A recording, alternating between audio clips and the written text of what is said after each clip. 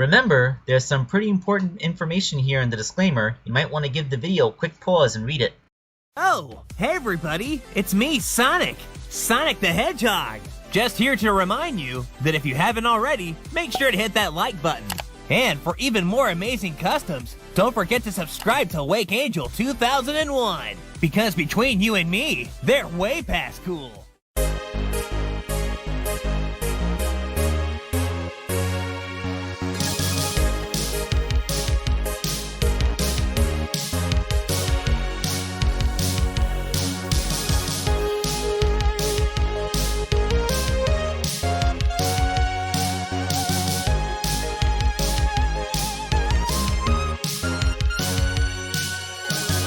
Hello my friends, Wake Angel 2001 coming at you with a figure that I've been holding back for a while because I want to get some commissions out of the way, but I couldn't wait any longer. So let's make Kitsunami the Fennec Fox from the IDW Sonic the Hedgehog comic.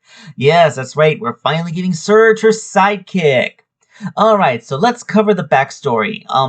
Although a lot of his backstory is kind of a reflection on Surge's because it's the same thing, like he's just some innocent little Fennec kid that Dr. Starline kidnapped, and then he was modified into a cyborg, brainwashed, and set to, help Starline get his revenge on Eggman and all that stuff. Now the thing is, unlike Surge, who was just kind of programmed to be like, she wants to surpass Sonic and defeat Robotnik and all this kinds of stuff, Kit's primary programming is to support Surge. Like, he has an inbuilt loyalty to her that he just, he's powerless to fight against it.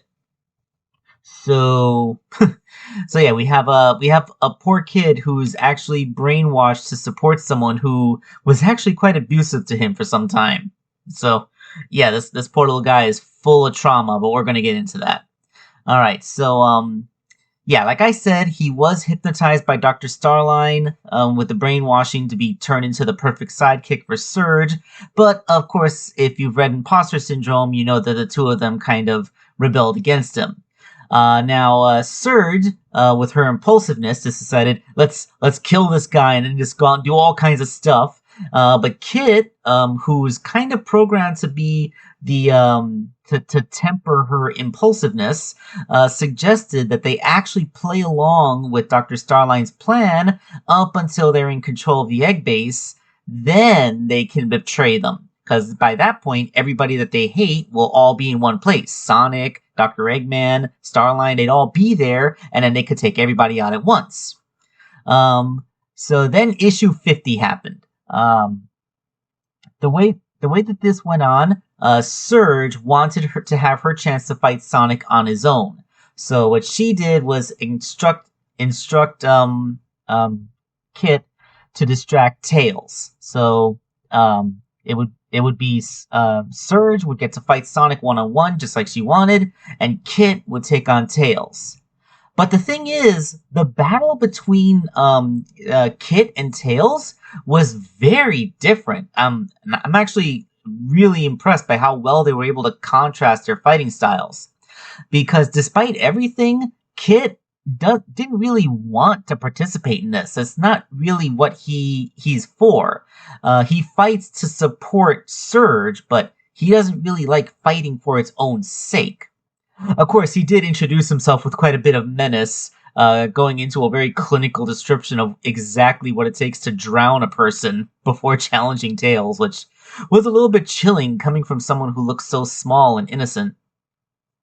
But this is where we got to see Tails shine. He didn't actually try to match Kit's level of violence or go blow to blow with him. He spent the entire fight trying to negotiate and convincing the kid to stand down.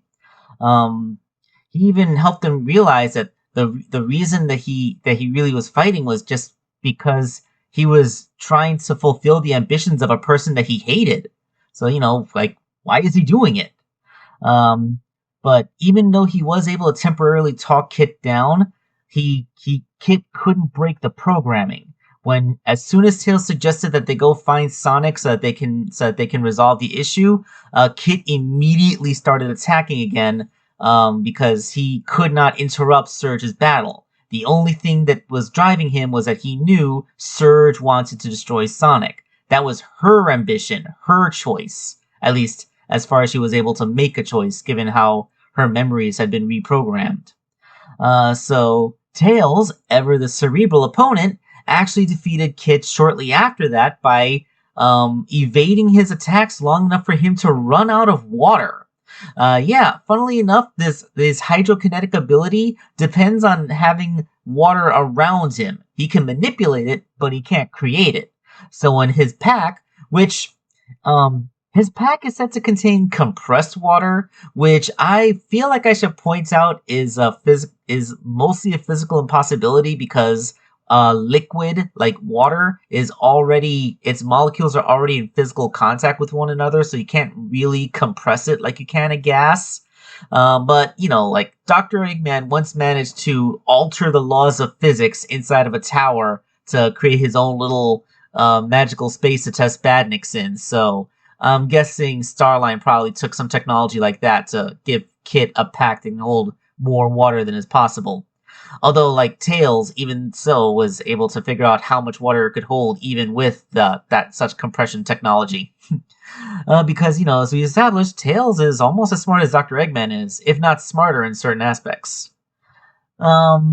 So, yes, this is kind of what happened. After running out of water, Kit kind of collapsed completely from despair, and the follow-up issues have him actually helping Sonic and everyone else escape from this badnik-infested city after Sonic was injured, and with Tails having to support Sonic and Bell being a non-combatant, basically leaves Kit as the only one able to fight right now. So we also saw Surge kind of steal that enhancement armor that Dr. Starline talked about right at the beginning of Imposter Syndrome. So she's attacking Dr. Eggman directly. So we're going to find out in the next issue exactly what becomes of all this crazy stuff. But that's all things that we can't speculate on anymore because the issue has not come out yet. So let's go ahead and get to making the toy itself. The base figure is Jakks Pacific's 2.5-inch Tails. Unlike the Jazzwares figure, it's properly scaled to be, you know, Kit's height compared to a 3-inch Sonic figure. And you know, it's a cheap and easy to get figure right now. These things are all over the place. They cost like $5 at Target, maybe $7 if you get them somewhere else. But my point is that they're a lot easier to get than Jazzwares figures, and the scale's better anyway. The only thing is that you don't have elbows or knees, but you know, the Surge figure doesn't have elbows either, so it kind of fits right in. I also got a series of 3D printed parts from Corey's Sonic fan once again. Corey did give me a version of the head that had the bangs separated from it to make it easier to paint the face, but I opted to print the version that had the bangs already attached because there was just enough lift that I would be able to get a paintbrush underneath there. I also bought myself some thinner model brushes so it works out. I'm also happy that this Tails figure was built in such a way that it could be completely dismantled. Like the torso isn't made out of that hard plastic that you can't get the mushroom caps out of. And of course, I didn't go completely without hand sculpting, as I cut off Tails' double tail and used the ball joint as the anchoring point to sculpt Kit's little stubby foxtail. I mean, he's a Fennec fox, which means much bigger ears, but also apparently a smaller tail than what Tails has. Like, I don't know, like, do Fennec foxes have really small tails? I'm not really looking at I'm recording this, so I'm looking at pictures of the parts, and I'm not gonna go Googling images of Fennec foxes while I'm talking here. So I had to mix my own custom color of teal. It's a little bit of blue, a little bit of green, and for his darker parts, a little bit of black added in as well. And, you know, the tear-shaped front of his chest, a little dipstick. His boots are yellow.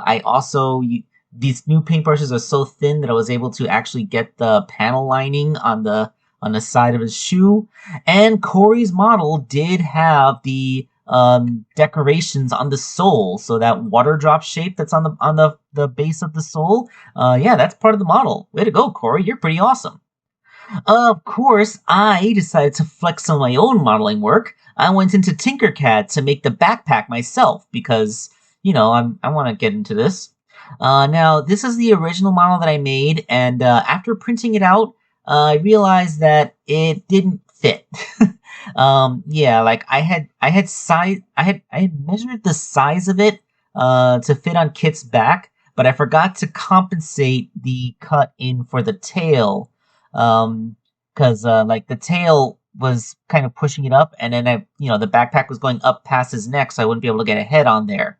So I revised it, and then I revised it a third time. You can see the third model, wherein I was finally able to get the thing to fit on his back, which meant it was a paint job away. Yellow, black, blue for the water, like gray pipes.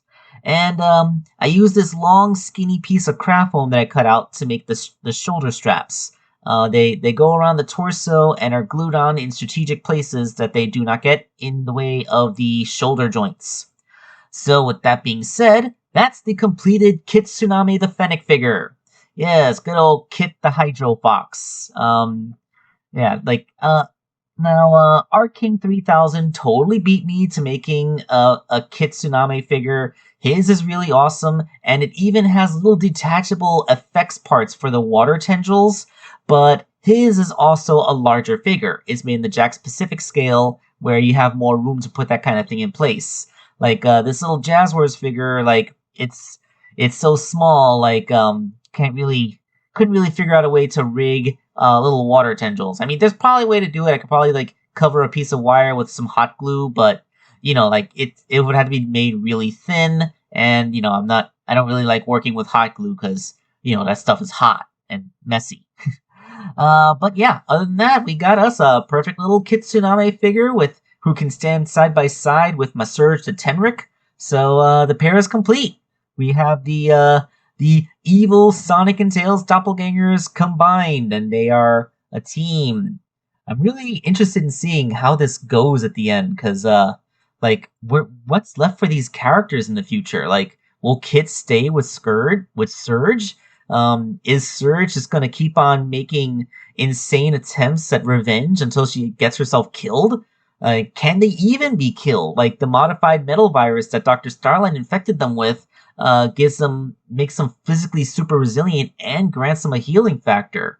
So, are they basically going to live for 200 years until the virus breaks down their cellular structure? Because remember, that is what Dr. Eggman said. Like, he discovered a flaw in the metal virus, and that there's degradation, and that over the course of about 200 years or so, all of the turned animals would kind of collapse into metal dust, while only the plants with their hardier cell structure would be able to survive.